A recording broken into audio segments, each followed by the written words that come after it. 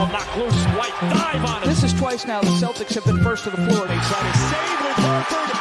Unbelievable. Boston first to the floor. So good. Brown fakes, fires up the three.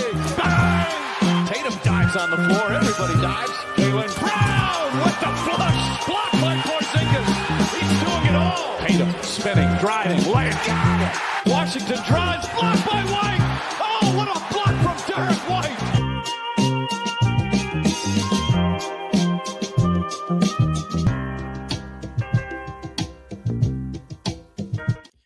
Wayne Spooney here, First to the Floor podcast. The Boston Celtics 120-112 over a cagey Phoenix Suns. The duel of the 40 bombs. Jake Eisenberg is here with me to discuss it. Jake, how's it going, brother? Ooh. That was a great game. Yeah. And I think like when we were doing the pod for today, you know, sometimes when we're like a day late, we'll try and do like a bit more than just a game reaction. But that was one of the games of the season, I thought. Yeah. Like the intensity, take a bow, Jaylen Brown. Devin Booker was scorched earth for the majority of this game. Mm-hmm. It was incredible, like just a great back and forth. And I feel bad for those that are engaged in the Jaylen versus Jayson stand wars, because I was thinking about it during this game. I can really see, like, if you're someone that is like kind of anti-Jaylen, like Tatum's in the corner, like why is fucking Jayson Tatum in the corner? He's not really ready to do what Jaylen Brown did yesterday. I don't even think really ready. He's probably being kind, and that's okay. That's his fifth game in under a year removed, like well under a year removed from Achilles surgery. To watch Jaylen Brown ascend, and I think Tatum's made his life easier just by existing. Yep. Just by existing. He can be in the corner and people like, we're not just leaving Jayson Tatum wide open here, whether it's wide open catch and shoots or driving closeouts to make decisions. And Jaylen Brown is just putting dudes in the graveyard, possession after possession after possession. Dude, there was a possession, might have been in the second quarter, but I think it was in the first quarter. The Suns did kind of leave Tatum on an island with a single defender over on the wing. And I think it was Jaylen found him, and Tatum did something I don't know if I've ever seen him do in his career, and that's stampede the catch, which is when you run into the catch. Yeah. Derek White does it all the time. Derek White. And he got immediately downhill. I don't even remember if he finished it or not, but it was just like, that's what's going to happen if you guard this guy with a solo defender. And they did not really do that again for the entire game. And then Jaylen Brown just went bonkers against the defense that now has to keep a track of Jayson Tatum, Sam Hauser, Sam Hauser's, I know he only scored 2 points. I thought he played really well. I thought he played really well. And like the way we use Hauser, the way he's coming off multiple screens, the way he relocates, if you lose him, he's a guy that has to take up defensive attention. And of course, Derek White and now Nimi Keita, again, only had 5 points, but we saw what he does. Like when the Wizards just tried to ignore him, he had 22 points and a half. And so when you have all that around Jaylen Brown, which just basically allows him to attack either a rotating defense or like basically one-on-one with some soft help. And he's gotten so good at like sneaking between like the nail help when they kind of don't all the way commit and don't like truly like commit to the help and essentially double him. He will like take that one hesitation dribble, keep it nice and low and split the defenders and get all the way to the rim. And he's just so strong now that there's absolutely no stopping him. And the Suns just had nobody who could match his physicality, his athleticism, and his skill. Like they were throwing everybody at him. It did not matter. He was dusting absolutely everyone. It was beautiful. It was awesome. He's just relentless. And this Jaylen dynamic, I'm not talking about like whose team is it. I'm talking about like, you know, Jaylen has become this like relentless force. A dude that yesterday, if I can pull up yesterday's usage, again, 36% usage, like and 39%, I think, in the Thunder game. And it's not out of the flow. It's very much like what the game is asking for. Mm-hmm. I talked about it a bit after the Lakers game about how even if he's not as efficient, and obviously last night he was incredibly efficient, even if you take out the free throws, right? 10 for 20 from the field, 2 from 5 from 3, 7 rebounds, 7 assists. It's like the all-around game. Yep. But my dad mentioned this. He's like, is Jaylen kind of entering his Giannis era? And then not that he's as good, but just this physicality and the relentlessness where you get into the fourth quarter of these games, and it happened in the Lakers game where it's like dealing with this dude over and over again is not fun. He is so strong, so athletic. He's popped that many dudes in the face this year.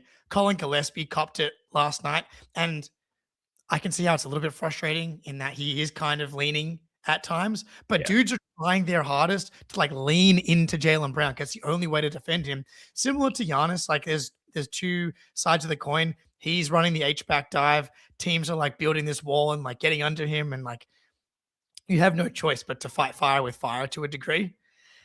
But Jaylen Brown gets into these games and no one can handle him anymore. No one can, even in like the Thunder game, Lou Dort, he was able to either get lower than him. It was like the lowest man wins, sneaking past with speed as mixed with the strength, and then the touch around the basket. And dude, he nailed 19 of the 21 free throws. Like he got to the line that much, and he's almost at 80% for this, which is a career high. It's a relentless mentality, and this team really, really needs it. And I really, really like where he's at for the playoffs. And when you contrast that to the version of Jaylen Brown that we saw in last year's playoffs, I mean, we're just talking about two different universes. And two different Celtics teams with the way Jaylen Brown is playing. It's also a career high in free throw attempts too, by like a long shot. He's averaging 7.3 a game. His previous career high was, I think, 5.1.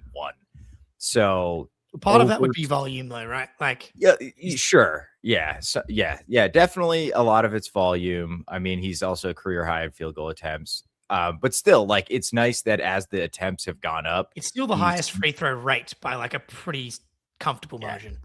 Yeah, so like he's getting to the line more than he ever has, and he's making more of them than he ever has. And that alone can really, like, Jimmy Butler's been efficient for, a decade just because he gets to the line a ton and he's really good at free throws. So on the relentlessness of Jaylen Brown, I tweeted this out. He now leads the NBA in drives per game.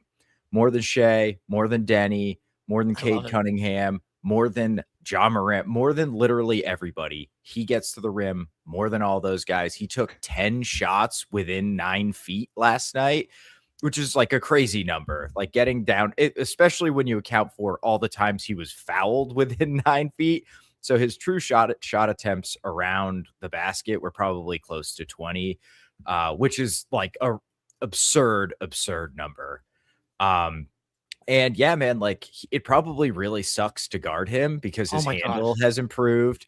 Like you think that you keep yourself in front of him, and then all of a sudden he's pulling up for a mid-range jumper while you're like backpedaling to corral him. And then if you lunge or like get slightly out of position, all of a sudden he's just like the shoulders are just kind of like bashing into your side as he barrels his way to the rim.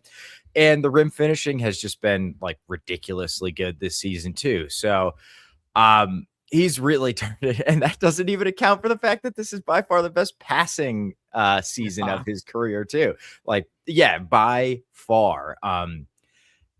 Like the system is perfectly designed for this guy to just have these monster scoring games, and he's operating like everything we need Jaylen to do. He's doing at such an incredibly high level, except maybe, off-ball defense, but regular season stuff, I don't care about that. Just a crazy ass season for him. And this was like the cherry on top of the season, the 41-7-6, man.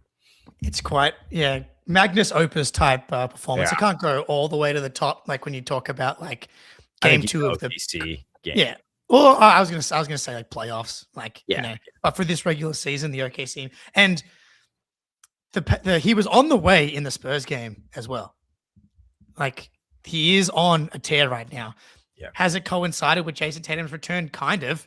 Remember how we talked about like nitpicking? Like, if there's one thing about this team, it's like Jalen's efficiency. Like, he's not on that same level as he was kind of for the first 30 games. He has been ridiculous for a few games here. And yeah, the level that he's gone to, like, coming into around last season, you say, top 15 to 20 type player.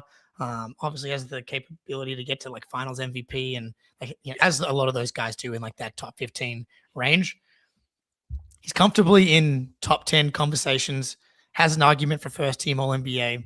I'm going to be very interested to see if he gets it. I hope he gets it, obviously, just because it'd be awesome. But it's going to make so many people mad, which is always a great outcome. But like the level that he's gone to, for whatever gap there's going to be between the version of Tatum that we get in the playoffs, which we've kind of been saying, getting the version of Tatum we saw in Game 4 of the Knicks series this year is a little bit unrealistic to me. It's in the range of outcomes, and if that happens, then like if that actually does happen, then we're probably winning the title. Like, I think, but that's a big ask. But whatever the gap is, the leap that Jaylen Brown has taken, I think can make up for that gap, because you're getting all of like the foundational elements of Tatum with the rebounding and the playmaking. But Jaylen Brown's ability to have the tighter handle, the playmaking, the physicality that we've just been talking about, he's built for the playoffs. Like, this is just tough buckets over and over again. Yeah, man. And like on the fit with Tatum, they've played 94 non-garbage time minutes together. Their net rating is plus 25. So outscoring opponents by 25 per 100 possessions together. That's higher than with both of them off or either of them alone out there by a considerable amount. It's almost like these guys have been playing together for a decade and like know how to do it. And like Jaylen Brown getting better doesn't hurt Jayson Tatum or the team. Like, shocking that that's the conclusion here. But yeah, man, like it's just, I shouldn't be shocked when Jaylen continues to get better, but I just really think the way, because he just gets better every year. And well, you're right. I've done it. Feels like 7 yeah. times. Yeah, it's like, well, he's going to be 20. This is age 29 season. Like, at some point, this is just going to stop, right? And he's going to be like the same, and then eventually get worse. He might just be the best player in the world at 50. I don't know. Yeah, exactly. If we continue this trajectory, that's where we're headed here. But I think like the way Tatum has just kind of, I don't want to really say backseat, because he's been on the ball a ton still. Maybe not quite as much as Jaylen, but it's pretty close. But the way they've just fit in together, there's a little bit of your turn, my turn stuff, but both of them are playing at such a high level that like their off-ball gravity, you mentioned it right at the top, just impacts and helps the other guy an incredible amount. It's really hard to defend like an empty side pick and roll with Jaylen Brown and Kata, and then Tatum's coming off like 2 pin downs on the weak side. And it's like, oh shit, we can't send help, because then like Tatum's going to be wide open, or one of these screeners going to backdoor cut. And like, I'm just not really sure what you do, especially when you look at the fact that everybody except maybe Ugo can shoot the ball. Who plays other than Ugo and Kata. And I mean, Luka Garza, obviously, does he miss? I don't know if I've seen him miss a 3-point shot. I guess he missed one last night. But so like this version of Jaylen is, right now he's our best player. And like if Tatum leapfrogs him, holy shit, this team is going to be really, really good. Yeah. Like the superpower of the team has always been Jaylen Brown, Jayson Tatum, and shout out Ben Vallis in the chat. Shout out everybody in the chat. Like the stream while you're here. I wanted to trade him for Dylan Harper before the season started, said Ben Vallis. I think Wayne Spooney was tantalized by that option as well. My thing was always like, they're just not going to be ready in time by the time like Tatum is 30, 31. And thank God Brad Stevens is in control. And I know there's people around that always think that they know more than Brad Stevens. There's a reason why Brad Stevens has never considered trading Jaylen Brown. There was maybe a brief moment when there was like a Kevin Durant thing on the table from the Nets, but they'll hate it on Castle. Yeah, I'm like, let's see when we get to the playoffs. But he's been better than the Avery Bradley derogatory comps that I was been giving Stefan Castle. That's for sure. But yeah, this superpower for the Celtics era has been Jayson Tatum, Jaylen Brown, and the defensive versatility. The finals, you put Tatum on the big, all that type of stuff that unlocks all this lineup flexibility. And I don't think that the your turn, my turn stuff sometimes used as like a negative. And if you play the right way, it doesn't have to be a bad thing at all. Yep. All it can just mean is like the other guys can come in, they can come in waves at you. It's like Tatum's initiating and the defense collapses and he finds Jaylen Brown attacking a manipulated defense. Good luck. The inverse is totally true of what we've been talking about with Tatum, and with the increased ability from Jaylen to be an initiator. Like he's just stuffing the stat sheet every single night. And when you have those two, they don't have, like I was thinking about like winning multiple titles. You really need to have one of those Steph Curry's, Shea right now, right? Is the favorite, but it's like when you combine these two, you have the same thing to me. And with Jaylen going to another level, that's just even more true.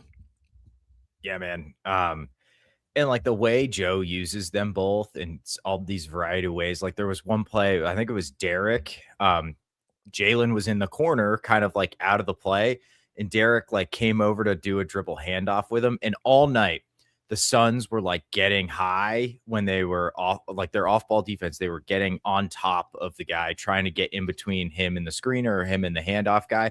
And Jaylen just back cut it, and he just like wide open for a dunk. Derek hit him.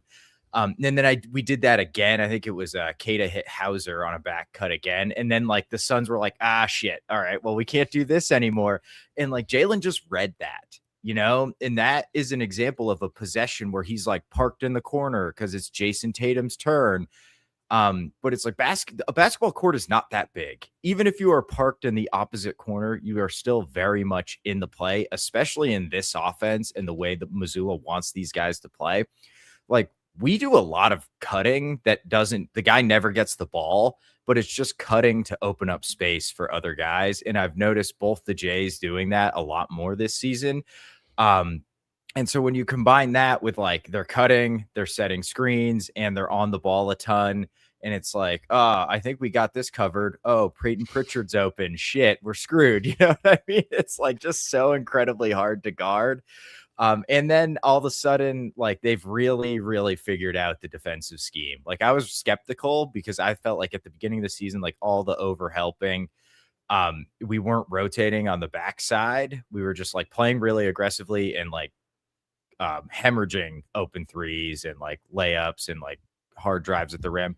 But now they rotate on the backside so quickly that we have the benefit of that like overly aggressive, like Nick Nurse era Toronto Raptors scheme. And like, even if it's like swing, it's like, how is Derek White here? All like he was just guarding me, like the other guy in the corner. Like, what is happening here? And I thought we went to something I've not seen a lot this season against Booker, and we just started switching everything. Like Nemi was out on Booker a lot, and I felt like, look, Booker had 40. He obviously cooked.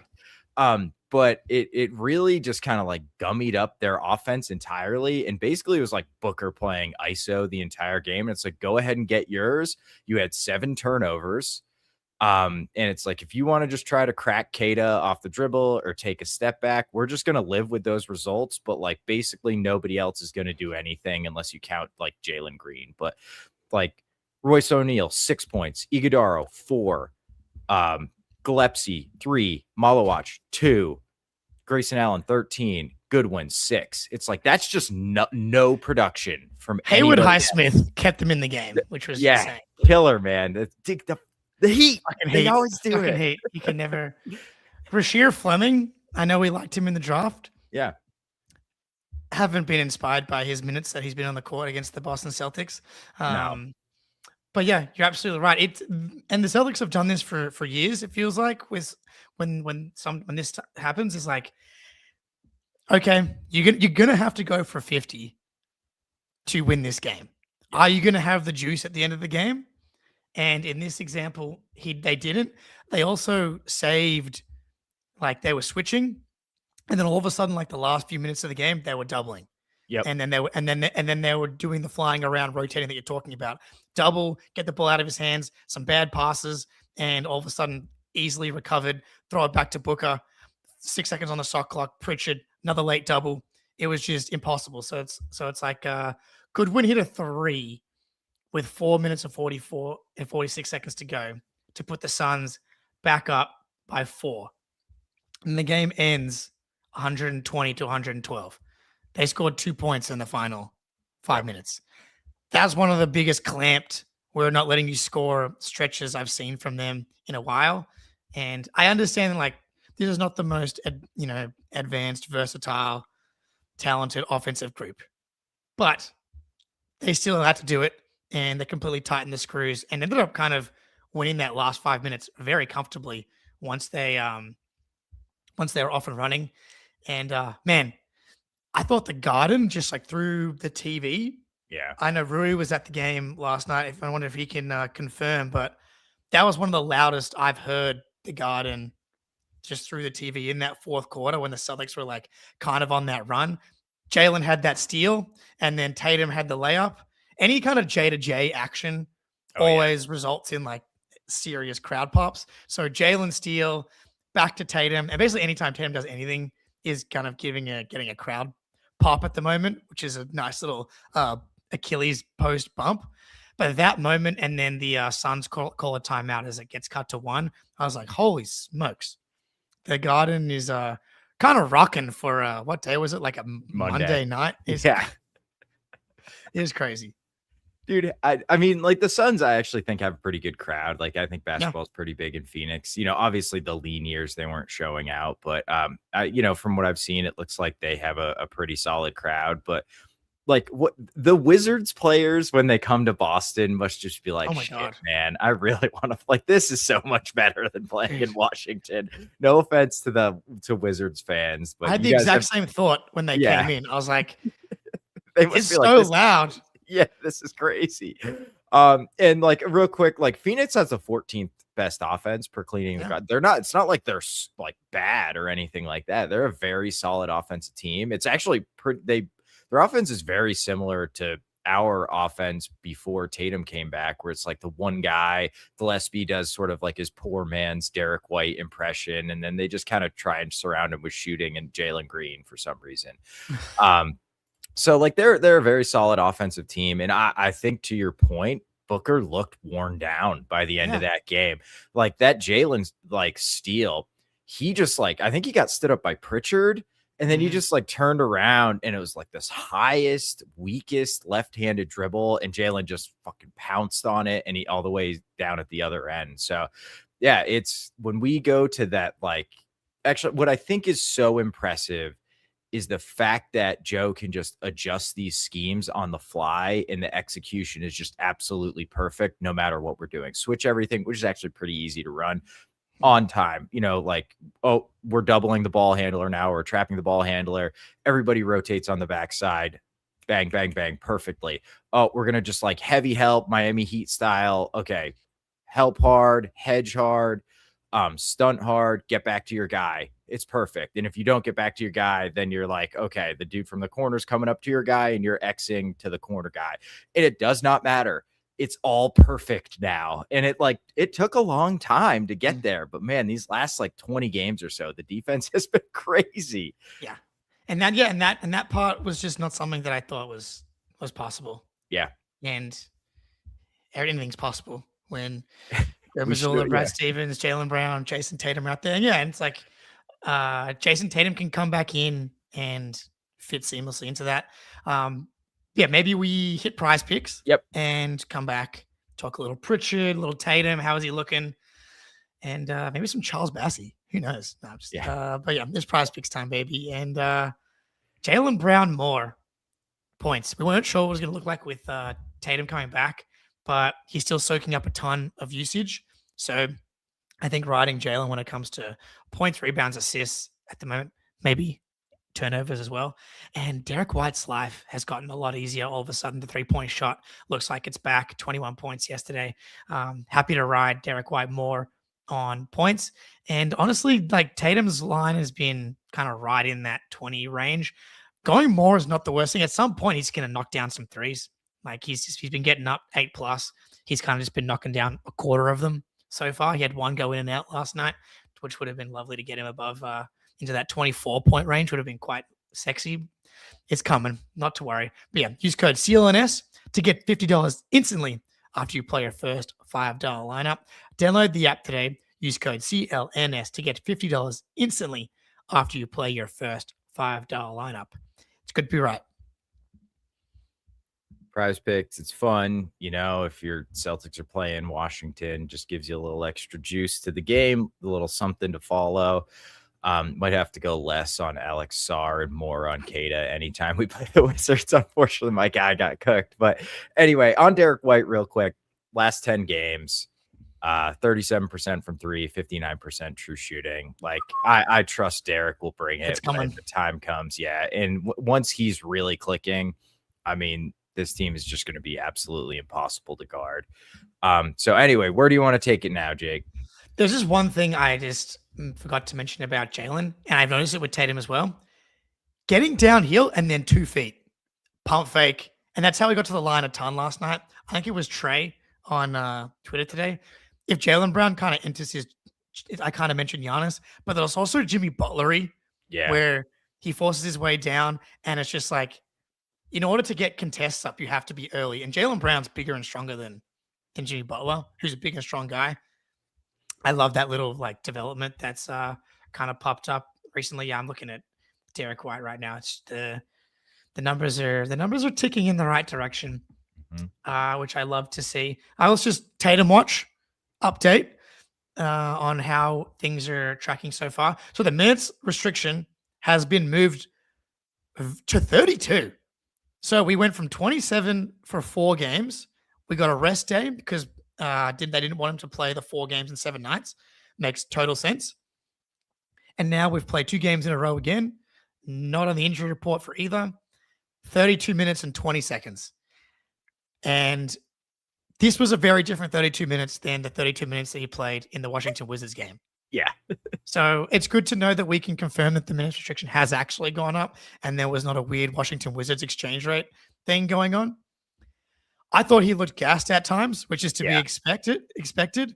Like, Pritchard, please do something. I think the overall, I'm incredibly encouraged and happy. The fact that he's able to play 32 minutes right now is more important than anything. And we're getting the playmaking, we're getting the rebounding, we're getting the defensive versatility. The driving has been like fantastic. That's been the big stuff. There's definitely, I'm not sure if you call it rust, hesitancy, conditioning. It's probably a little bit of everything. Yep. The play that stuck out to me last night is like, hopefully by the playoffs, he makes that play.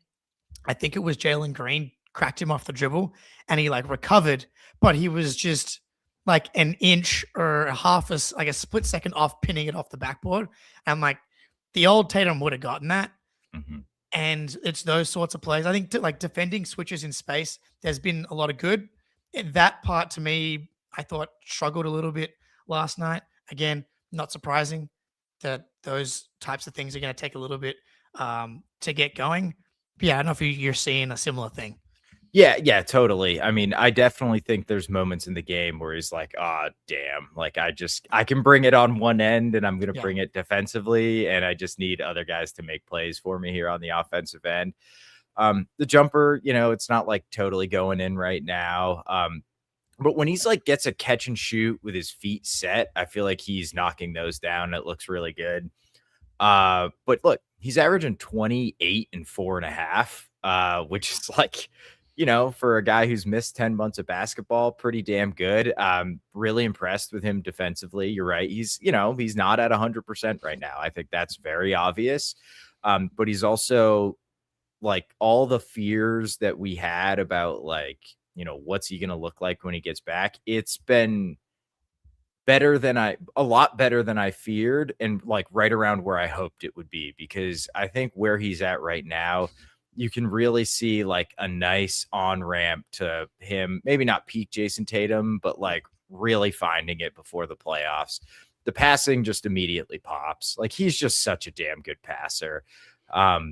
And he's fit in on the defensive side, like just really well. And we really missed his rebounding. It feels like we're just killing teams on the defensive glass now, like with him and Kata out there. It's just like a monster. And Sam Hauser, who's just like getting in there nonstop too.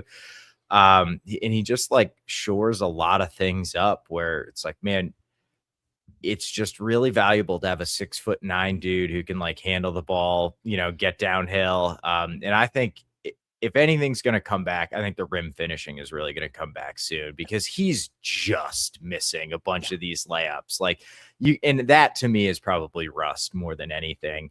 You just can't really simulate an NBA game, except for the Wizards. You can simulate that in a pickup game, but like it's hard. Like it's hard to scrimmage at the intensity of an NBA game. So it's just going to take him a little bit. But once the rim finishing comes back, I suspect that the jumper will kind of find its way too. And then it's like, maybe there'll be these moments where it's like, a year ago, Tatum makes that play, but they're just going to get fewer and further between. Yeah. And like, unfortunately, the hype levels are getting a hold of me, Jake. I was talking to a guy at work today, and I was like, they got a path to the finals here. And he's like, oh, the Knicks aren't going to do anything. I'm like, no, I gotta keep those expectations lower here. But I'm really encouraged. You can't. Yeah, I know. This team is really good, and Jayson Tatum's only going to get better. They're the favorites in the Eastern Conference. It's like not by a ton, but they're the betting favorites in the Eastern Conference. It's not, and it's like, we have the whole season sample. Like this is not, they're third in point differential. They're second in offense and sixth in defense. Like this is the profile of a team that wins a title. They're going to win like 54, 55 games. They're really fucking good. Jayson Tatum on the court, a freaking plus 14.1 in 132 minutes. Plus 7.9 with him off. Already a 6.1 swing. Already struggling in the non-Tatum minutes. It's not, it's but not struggling. 7+7.9 with him off. 14.1 is obviously insane. And we'll see how that comes back. But like the big thing offensively, we talked about it last time, with him on the court right now, turnover percentage of 9.5. And with him off 12.6. Still very, very good. But like when you're adding that to the table, it's just that's what he does. He's a margins superstar. Helps you keep your turnovers down, helps with your defensive versatility, helps with the defensive rebounding. He's and it's not hard to envision like the efficiency coming back up. Like yesterday, he had that one pull-up three go like halfway down and missed two layups. Let's say he makes one of those layups and that three goes in. All of a sudden, he's at 26 points per game on good efficiency. It's right there. But at the same time, how many times have we said that about Jayson Tatum even before he tore his Achilles? Like in the finals, we're like, all he needs to do is make these layups that he's made a million times, and his true shooting is like 56 instead of 50. So that's actually a good thing to me. It's like, this is just like this could just be a normal Jayson Tatum struggling to put the orange ball in the basket stretch.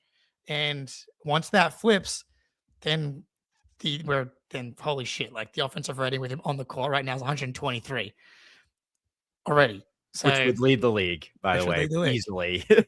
Insane. Yeah. I think that's probably the biggest takeaway for me is like, he's clearly not himself totally, and we're beating the ever-loving shit out of teams when he's on the court. It's like, that's very good. It's just like Derek White. It's like, it just doesn't matter if he makes shots. Like, obviously we want to make shots, and it will be better if he makes shots. But we're just obliterating people when he's on the court, and in large part just because of like how, all of the different things Tatum can do. He's still doing that stuff. Maybe it's just at a slightly lower level, but that's still just so valuable. And I think I think Derek, Pritchard, and Jaylen have done a great job sharing the ball handling duties, but I think we were short like a ball handler, especially one of Tatum's caliber. And it's just really, really nice that at all times have two really good or elite ball handlers out there, guys who can make plays for others and score in isolation. That just makes us super hard to guard. Yep. No question. So, Z Game, if I trusted either Gaza or Vooch to play 15 minutes in the playoffs, I'd be extremely confident in them getting to the finals. Sadly, that's not the case. Yeah, I think that's Fair. that's the very clear deficiency of this team.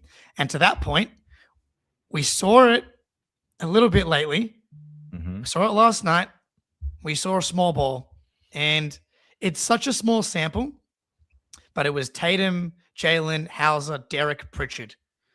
Small ball lineup after, and Cater went to the bench, and which is frustrating because the lineup with Cater in there for Hauser is a lineup I'm like very, very tantalized by. But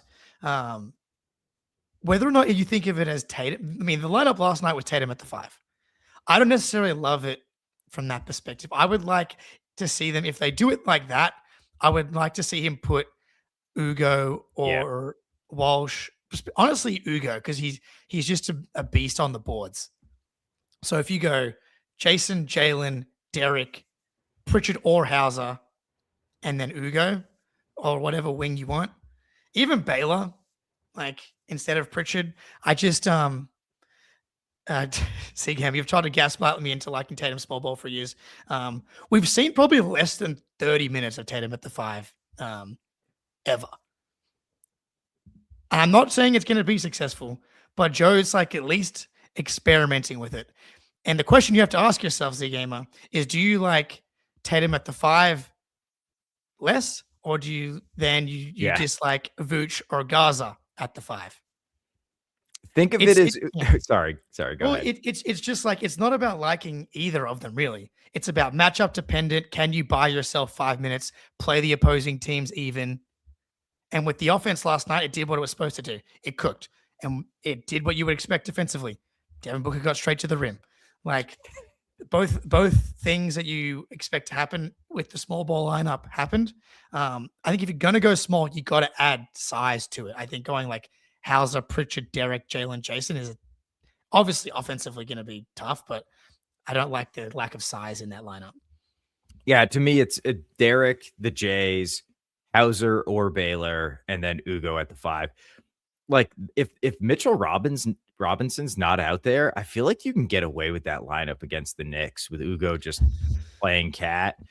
Cat is a beast on down there, though. Like, as much as we don't like Cat, he's a monster on the glass. Yeah, I know, but you're right. He is. Yeah, that's honestly all the top teams in the East. It's kind of a tough matchup. If Jared Allen's not except for Cleveland, they're not a tough matchup. No, I mean, like Jared Allen might get us on the glass a little bit. I'm not sure I believe in him. I know he's your guy, but come on. But like when it's just Mobley, I feel like we can definitely get away with it with Cleveland. I don't think we can do it against Detroit at all. Yeah. Like even less so than New York, like Duran and Beef Stew. Like those dudes will just crush you on the glass, and their whole team plays really, really hard. So it's a weapon. It's out there. It's just like the other side is, how's Garza going to hold up defensively in the playoffs? That absolutely terrifies me. Like if he's out there and like Donovan Mitchell or Harden's out there, man, he's just going to they're just going to force the switch and go at him nonstop. I mean, it's still a little bit too far to like really call it, but the Cavs they're not good. And I feel like I've been correct about this because the Knicks are very clearly the second best team. Oh yeah. Matchup wise, they give me trouble. Like I'm not worried about Vooch and Gaza against the Pistons defensively because they're not good on offense. And then you just play them in the 8 or 10 non-Cade minutes, and you can survive for like 3 or 4 more Cade minutes.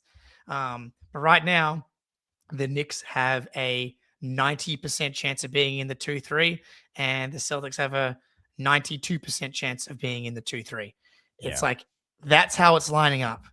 So I don't need to worry. I like the fucking Cavs, dude. Cowards. chopping games to the Mavs and all kinds of nonsense. So that's the matchup to think about. And I think going small against, I think you're right. You could maybe get away with it against. You could maybe get away with it, but you have to size up.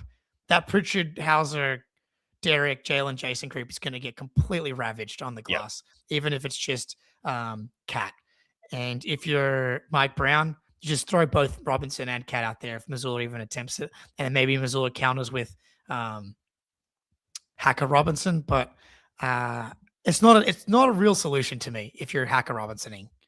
No, definitely not. Like, it might be, you might get away with it for a couple of possessions, but you're putting fouls on guys. You don't want to do that. Like, to me, like, I just don't think Pritchard can be in the lineup. You just need somebody bigger. And like Baylor's good on the glass, Ugo's good on the glass. Like, there's definitely options. So I don't know if we'll see it or how much we'll see it. But I do think like that backup big spot is going to be a concern in the playoffs for sure. Like, I mean, Cade is going to have games where he racks up fouls too. And then it's like, oh shit, this could be bad. So, I mean, the flip side is like, you can trap the ball handler. You can try and protect those guys and, see how it works. You might get roasted, but it is, this is not a perfect team. They're not the title favorites for a reason. But man, Brunson going against Garza is terrifying. Yeah. And this is why I know there are people that are anti-Vooch, but it's an unfortunate that he got injured because he does give you legit defensive rebounding. Yeah. And it would have been good just to see what it looked like with Tatum in the lineup now. Because just Tatum and Biggs have just always been so successful. And you think about like the defensive rebounding duo of those two, that might be enough to like carry you. And obviously he's going to be back before the playoffs. It just would have been nice to get some chemistry built before that. I think maybe you're right. It's like, because I understand wanting to keep Pritchard out there if you're going to maximize offense with the small lineup, right? But maybe it is Baylor. It's like Baylor, Jayson, Jaylen, and then because if you don't want to play a non-shooter, Hauser's your fourth, and you have Derek. And it's still a little bit small, but Baylor's really proven that he can be good on the glass. I'd still maybe like to have Ugo out there as your de facto 5. There we go. I forgot to charge my camera. I wondered how long it was going to last. But we made it to this point of the podcast. I think Ugo is your de facto 5. That's the lineup if I'm going small and I'm Joe Missoula. Jaylen, Jayson, Ugo, Derek, Baylor. Yeah. Maybe Hauser instead of Baylor, but the rebounding from Baylor and the creation, you can go Hauser as well. I want him to keep trying it down the stretch here. I know Rui asked earlier in the pod, what do you want to see for the last 15 games here? I wouldn't mind tinkering around with this small ball lineup now that Tatum's back. Yeah, I mean, I look, we know backup center is a problem, right? So you might as well see if you have a solution. And look, if small ball looks like shit, you can't rebound against some of these teams. Like, okay, we're not gonna try it in the playoffs unless we get desperate. So that's definitely something I would love to see. I mean, for me, it's just like I just want to see Tatum continue to like get downhill, keep being aggressive, continue to trust the body, which is definitely going to happen. I'm interested to see, like, at this point, it seems like Baylor is almost certainly going to play like a pretty significant part in the playoffs. I think so. Yeah, right. So it's like Hauser, obviously the Jays, Derek, Pritchard, Cada, Hauser, and then Baylor. That gives you 7. So you've got to have a big. That's 8. Like, do we see Ugo? How much Ugo do we get? But I want to see a hell of a lot more Ugo before the season's over. Like, I need more Ugo has the green light games. And let's just kind of see what happens and see if he can work his way into the playoff rotation a little bit. Yeah, it's definitely a good time to try and remind ourselves that it is the house money season. Like the fact that Tatum is already back 10 months after tearing the Achilles and looking this good, that's like more important than anything else in the franchise. Even with Jaylen Brown turning into a top 10-ish player, like Tatum returning to also top 10-ish player is incredibly important. 1, 2, Simons is still in here for points per minutes per game, but yeah, you're right. I think, and then I think Joe's just going to pull levers. It's going to be very like Rick Carlisle-esque in the playoffs because you could throw Ugo out there for 7 minutes and you kind of know, okay, this is a matchup where he's able to create havoc. He's able to stay in front of guys. He makes a three. That's a win. But yeah, I think Baylor at this point, he's up to 38.5% from three. The volume is growing. The rebounding is there. Like I know people get excited about Eric Ugo, and as we are as well. The playoffs are just so different. And the further we get from last year's playoffs, the more we forget about it. But it's like teams get relentless with how they target weaknesses, offense to defense, and the opposite is true when defending. It's like Ugo is not being guarded. Yeah, totally ignored. Completely ignored. And I like the fact that he can drive, and I like the fact that he's got the quick trigger. But if he shoots 7 threes, I just do not believe he's going to make 3 of them. It's very unlikely to me. He might. And then the Celtics probably win that game. But like, is he doing enough on the margins? Is he creating the steals? Is he rebounding out of his mind enough to make up for it? We'll see. But if you've got an 8-man rotation without him, then that's probably okay. Yeah. I don't think we need him. Yeah, dude. Like, and if you're looking for Ugo to make 3 out of 8 threes or 3 out of 7, like you're basically conceding on offense. You know what I mean? You're just basically completely getting out of your offense and the types of looks and who you want to take them. And you're letting the defense dictate how you play. And that is already kind of a loss, even if it works, right? And we've seen it work. Like that was basically what Milwaukee did to Grant Williams. And we won game 7 pretty easily because he made all those shots. But Grant was much more of a playoff tested guy than Ugo. Like he was in the bubble. Like he played pretty well in the bubble. So yeah. And Grant could shoot by that point. So, and Ugo definitely has not shown that level of shooting. So, yeah, I mean, there's stuff you can do when he's in that small ball lineup at the 5 and have him set the screen and operate out of the short roll where you don't, where you have to basically make the defense guard him. But I suspect like you're absolutely right. Like for that reason, we probably will not see a ton of Ugo in the playoffs. Like you trust Baylor to make threes in the playoffs? Like I do. Alone, I do too. Yeah. He doesn't give a fuck, dude. No, like I think that's part. And honestly, Ugo falls into that bucket too. I trust his confidence because that is such a big part of the playoffs. We've seen it with guys; they lose confidence, and that's it for them for a series. I believe the left thumb is going to be a big part of our playoff run. You said that the number one thing is Tatum. That's the only thing I really care about for the last 15 games. But Ron Harper Jr. Oh, yeah. Ugo, Walsh, Ron. He's got a pretty big sample size of being an elite shooter. Let's see him get more run and build confidence. So if you do throw him out there in a playoff game, he can do what he did in the Spurs game and go like 6 for 9 from 3. Because I think of those guys, he's the only one capable of that.